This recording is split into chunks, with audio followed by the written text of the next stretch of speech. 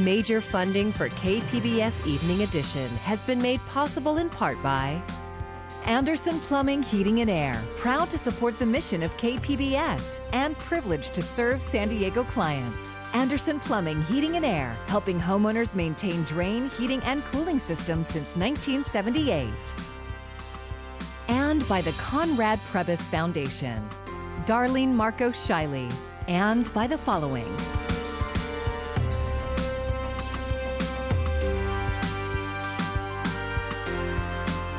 And by viewers like you. Thank you.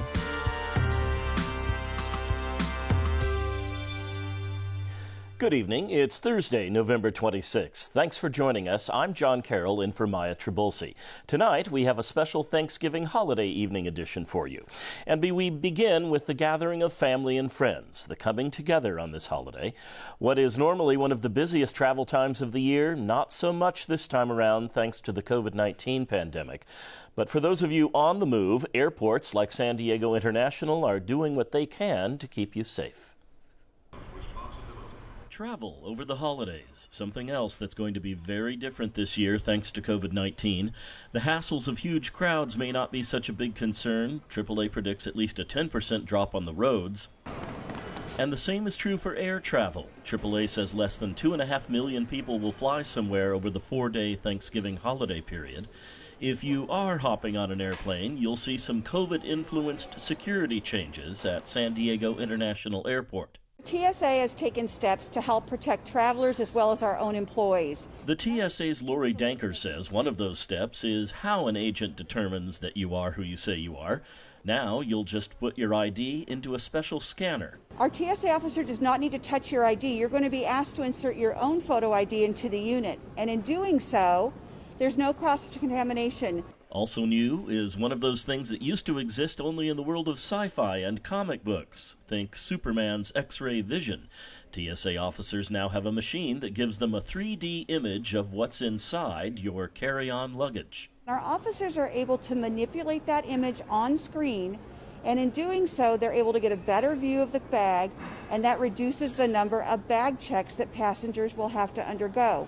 Another addition to keep travelers and TSA officers safe isn't high-tech at all. In fact, you see them everywhere in this pandemic.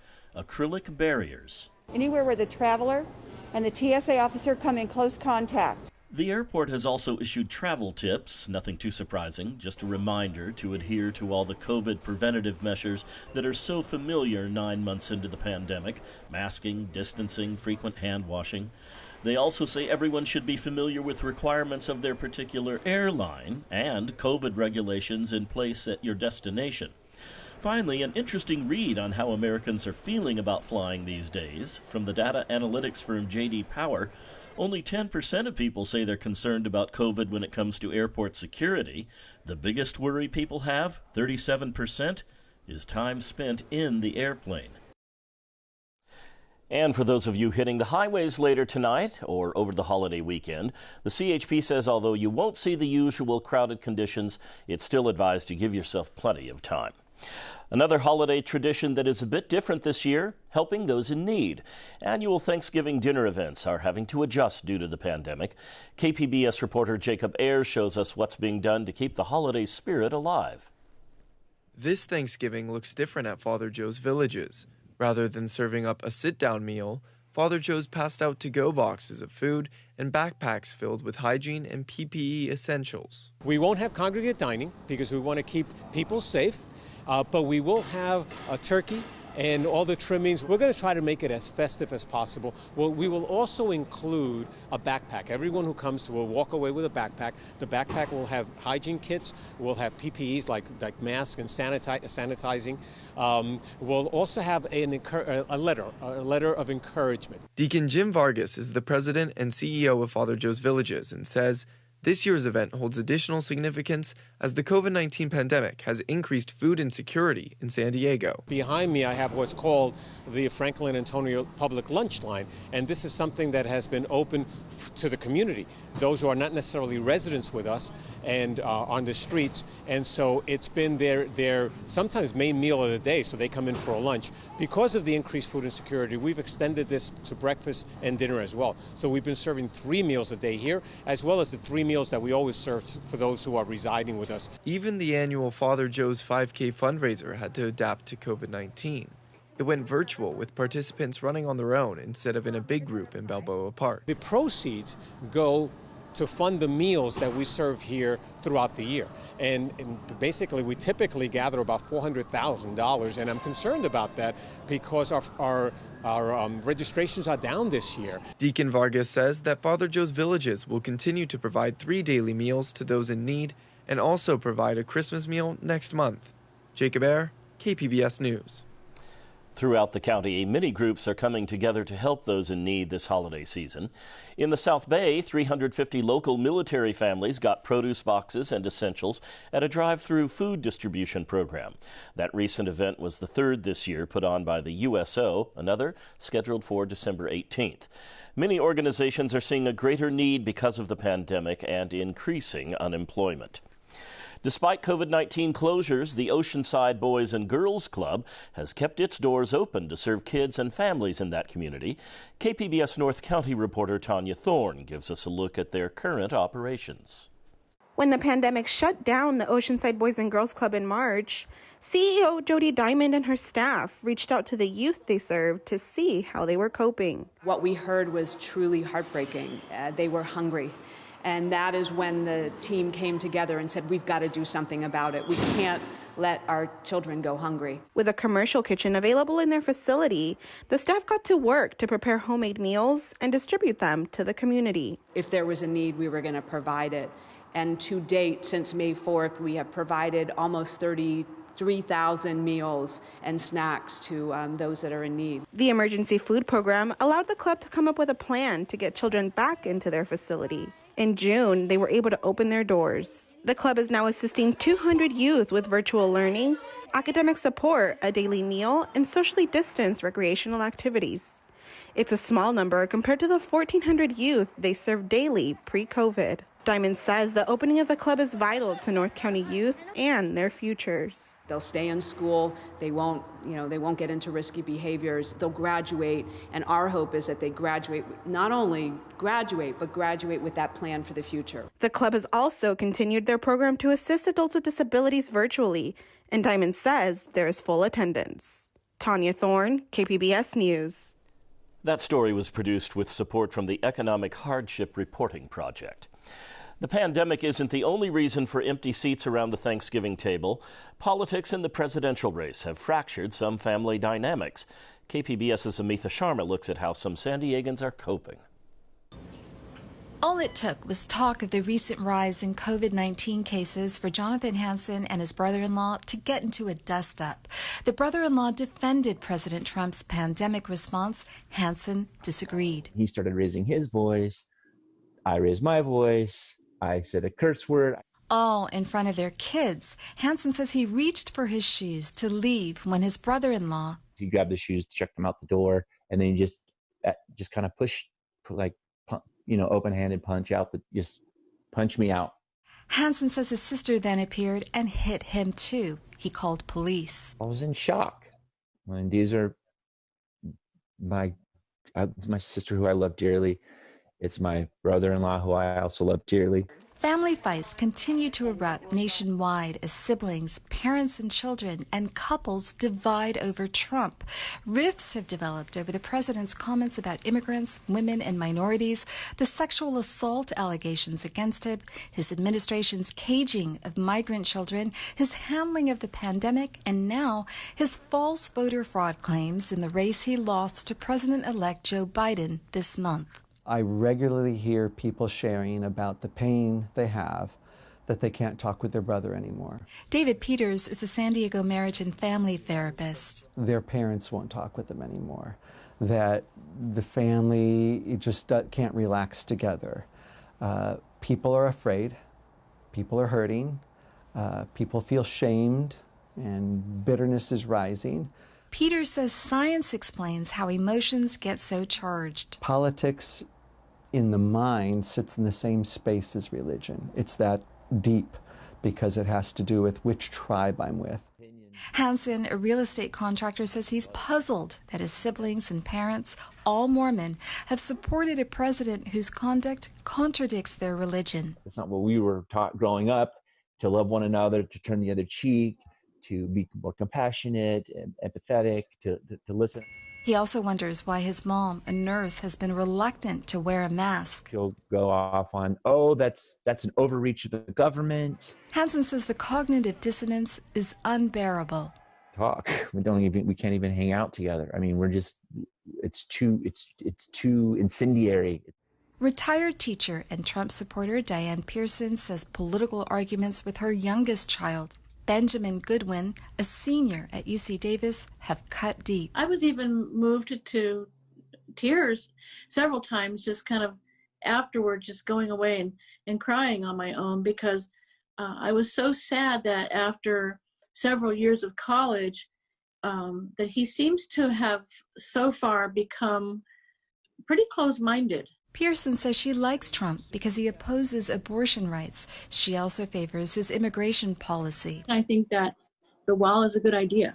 As for Trump's disparaging tweets, she gets the criticism. But at the same time, he's got a certain decisiveness and power in making decisions that I agree with. But Goodwin doesn't get what he says is his mother's unconditional backing of Trump. And this isn't just my mom. I feel like this is most Trump supporters. No matter what, they will find a way to defend him. Goodwin is half white and half black. His mother is white. He believes Trump is a racist. He says race forms the crux of the gap with his mom. I see things kind of from a different perspective, seeing from both like a black and white perspective.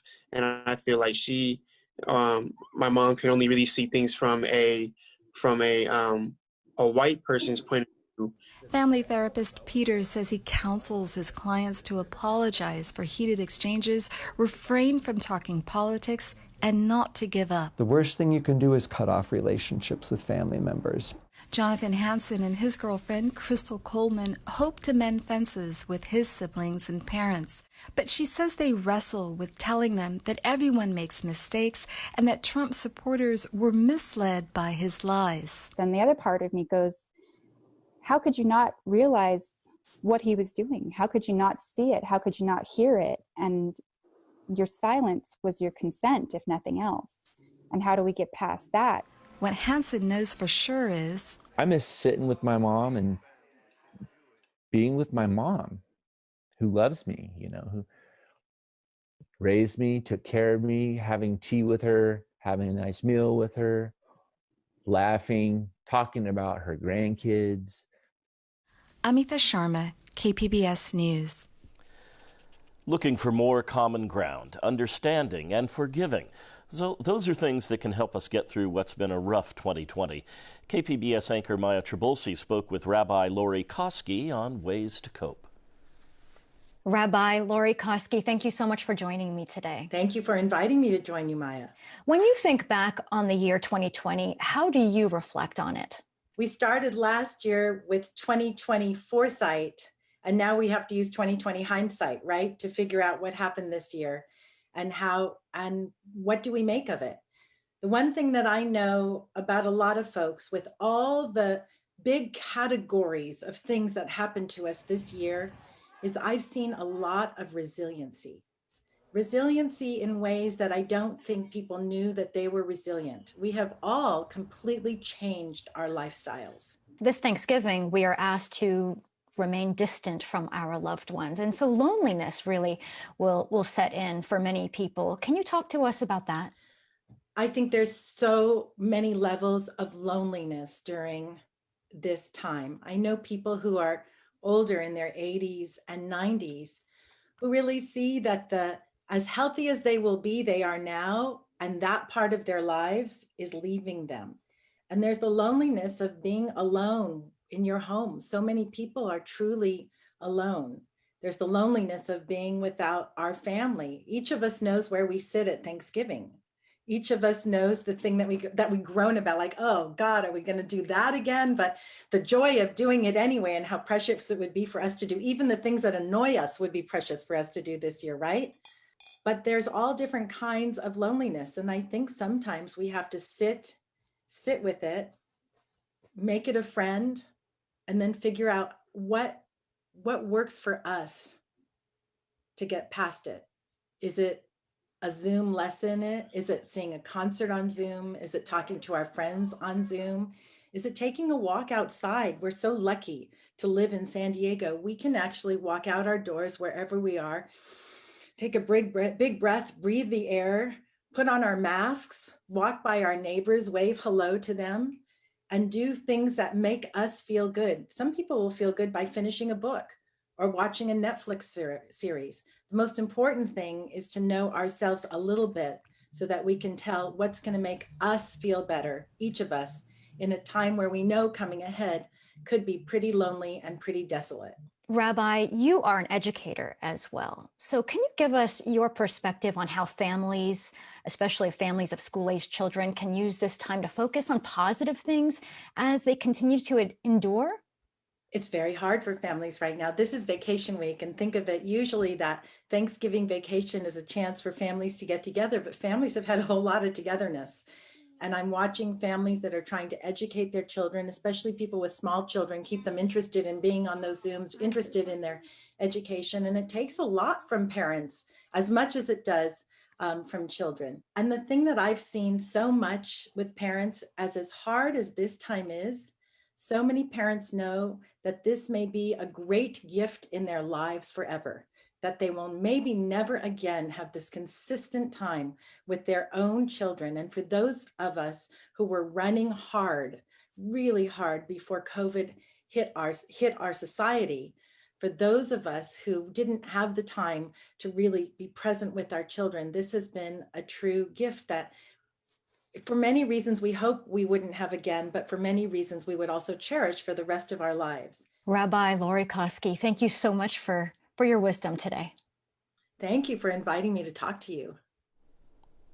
Keeping with that thought of being thankful, we went out to ask San Diegans what are they thankful for during this difficult year. I'm thankful I've definitely gotten closer with the family.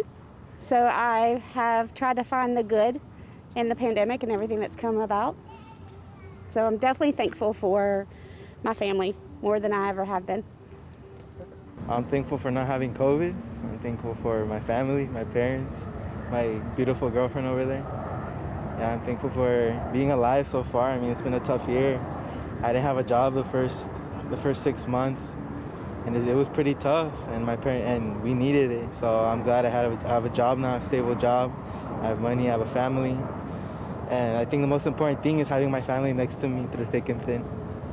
Well, firstly, thankful to be on a little trip with my girlfriend here, Brittany, and thankful that, through everything, our families have been relatively unscathed, and that hopefully we're kind of coming out of this with this vaccine coming up sooner than later, hopefully. And just blessed to be here, really, in the beautiful weather, San Diego. Just kind of forgetting about it for a few days, which is nice. Yeah. I'm thankful for my friends and family and for everyone's safety and health. I guess fundamentally I'm very thankful for my family and thankful to live in a country like this that affords the opportunities that make it so when we complain, we're complaining about something that the rest of the world or much of the rest of the world lives on a regular basis. So I just, to have been born here, I just turned 66 yesterday. To have been born here was great fortune, and to have the family I have is great fortune. So thankful for that. We've had a tough year. I'm thankful for this little girl and another one on the way, and a wonderful wife of almost 50 years. So, yeah, it's a good year. Survived cancer and walking around, and it's a good time. But we'll be a small celebration, just our son and daughter-in-law, be just our little pod. COVID-19 restrictions have kept young athletes from being able to get out and play. For many who are graduating high school, that means college and scholarship opportunities have all but vanished. Here's KPBS North County reporter Tanya Thorne. I'm not sure how this is going to end up, but they've really lost a lot of valuable time. In blue, you guys blues, you guys are over here. Frank Zimmerman, coach for the Oceanside Breakers, was unable to lead his boys' team of high school juniors to defend their 2019 State Cup championship due to COVID-19 restrictions. For these 16 to 17-year-old boys, this is a pivotal moment where college teams begin to scout players. Without the ability to compete, players like Javier Camargo can't get those opportunities. We're really looking forward to National Cup. We're defending champs back in 2019. And, we could have been exposed to a lot of colleges now that we're juniors. California's COVID-19 guidelines allow conditioning, practice, and training, but no competition outside a team's defined practice cohort. Playing locally is not allowed. Even playing with one of our Breakers teams against another Oceanside Breakers team is not yet allowed. They have to stay in their cohort. However, it is allowed in other neighboring states. Sporting events have been held in Arizona, Nevada, and Utah. Zimmerman plans on making the trip to Arizona with his team Thanksgiving weekend, even though California has issued a travel advisory telling people to quarantine if they go out of state and return.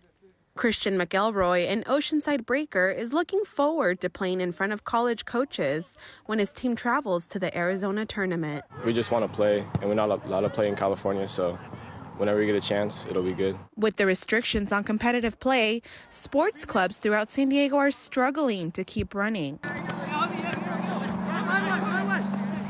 Bob Turner, executive director of Presidio Soccer League, says that impacts some players more than others. The kids with money are going to be able to play. They can afford it, but the underprivileged kids that have been helped and scholarshiped aren't going to have those scholarships. They will not have them. And now, again, the direct effect is to those kids. Coaches Turner and Zimmerman said the lack of competitions in sports also impacts the mental health of players who just want to play. They miss competing with each other against other teams, and they haven't got to do that since March 13th, before March 13th. Youth sports opens the door to college for many athletes. With no ease of restrictions in sight, players like Javier Camargo will need to work with their coaches to find the opportunities to get them exposed to college and pro recruiters. I've been playing the sport since I was 4, and yeah, it's something I do want to play professionally, hopefully. And I look forward to getting scouted one day and just making my dreams come true. Tanya Thorne, KPBS News. There are some positive aspects coming out of this pandemic. One of them has to do with pets. The San Diego Humane Society is managing to thrive in this challenging time. We're still doing all the work we would normally do, just in a different way. Humane Society President Dr. Gary Weitzman says they started doing things differently back in March, right after the pandemic hit. They began drive-thru events, volunteers and staff handing out free pet food to families in need. We were there back then. Do one big bag for you guys. And today, pet food is still being distributed Tuesday through Sunday, 9 to 6, at all 5 Humane Society campuses. But these many months later, we wanted to see how the nonprofit is holding up during this time when businesses across the county are folding. We've been incredibly lucky that San Diego residents care so much about animals, and they've supported us throughout the pandemic and are continuing to do so. That support has allowed the society to be there for animals in need. They get the best care here until they find their forever homes, and the society is there for animals outside these walls. When the Valley Fire struck in September, more than 150 staff and volunteers helped to evacuate and shelter everything from horses to birds. They were there in September and October, helping to evacuate and adopt out hundreds of dogs and cats from the hurricane-ravaged Gulf Coast. Dr. Weitzman says fewer pets have been dropped off during the pandemic, but even the ones who are here are spending a lot less time at the society than they used to. In that way, the pandemic has brought a silver lining for people and pets. They need something to distract the kids, and animals are great at that. They need something to take care of and to care for them back. Animals certainly give unconditional love because they can't do different, but it's the one thing that we can give unconditional love back to. The era of COVID has brought so many changes to our lives, and it's no exception here. As a matter of fact, looking past the pandemic, Gary Weitzman says the Humane Society will interact with people in a whole new way. We're converting our basic business philosophy to actually help people in their communities rather than having them always have to come to our shelters, and ensure that nobody that wants to keep their animals in their home, that wants to hold on to these most important things in their lives, will ever be at risk for losing them again. A new way of doing things, a bright light at the end of this dark tunnel, something to look forward to for us humans and the animals we love so much. I wanted to take them all home. As always, make sure you're ready to take on a pet, not just now, but for the years ahead as well. Organizers are pulling the plug on the annual San Diego Bay Parade of Lights event. The popular attraction was scheduled for December 13th and the 20th, but due to the rise in coronavirus cases and expected crowds, they just didn't think it was a good idea.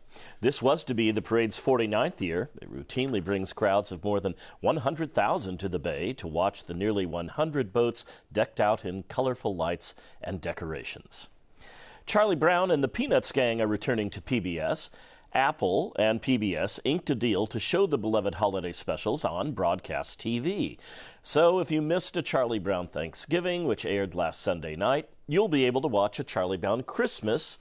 That's coming up on December 13th, and of course, since it's here on PBS, it'll be commercial-free. Thank you so much for joining us. We hope you continue to have a wonderful and safe Thanksgiving holiday, and have a great evening.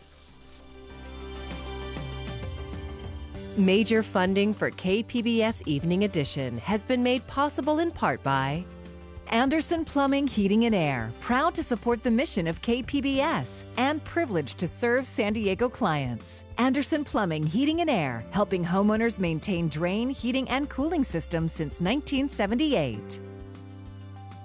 And by the Conrad Prebys Foundation, Darlene Marcos Shiley. And by the following: